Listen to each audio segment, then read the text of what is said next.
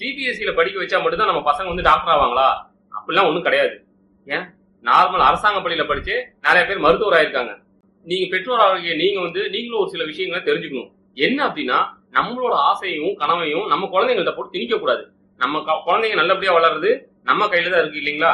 So நம்மளோட பெருமைக்காகவும் நம்மளோட கனவுக்காகவும் அவங்களோட உணர்ச்சி கூட நம்ம விளையாண்டோம் அப்படின்னோம்னா எமோஷனலா அவங்க ரொம்ப வீக் ஆயிடுறாங்க. அதை அவங்களால ஃபேஸ் பண்ண முடிய மாட்டேங்குது. இப்ப நம்ம பண்றது சரியா தப்பா அப்படிங்கிற ஒரு மனநிலையே அவங்களுக்கு வரமாட்டேங்குது. சின்னதா ஒரு முடிவு எடுத்துறாங்க. அது வந்து இழப்பு யாருக்கு? பெற்றவங்க. உங்களுக்கு தான் அந்த இழப்பு. எல்லாத்துக்குள்ளயுமே ஒரு ஸ்ட்ரென்த் இருக்குங்க. எல்லாருமே டாக்டர் ஆகுமா? எல்லாருமே இன்ஜினியர் ஆக முடியுமா? ஒவ்வொருத்தவங்களுக்கும் சொல்லிட்டு ஒரு ஸ்ட்ரென்த் இருக்கும். நம்ம சச்சின் நினைச்சிருந்தாருன்னா இன்னைக்கு வந்து நம்ம நாட்டுக்கு கௌரவம் கிடைச்சிருக்குமா? தோனி வந்து ரயில்வே ஸ்டேஷன்ல நின்று இருந்தார் அப்படின்னா நமக்கு வந்து வேர்ல்டு கப் கிடைக்குமா? நம்ம ஆர்ஆர் பிரியாணி அண்ணாச்சி அவர் வந்து ஒரு எம்பிஏ படிச்சுட்டு ஏதோ ஒரு அலுவலகத்தில் 40,000 சம்பளத்தை வேலை செஞ்சுட்டு இருந்தாருன்னா இன்னைக்கு வந்து ஒரு 1000 குடும்பம் படைச்சிட்டு இருக்க முடியுமா? இல்ல.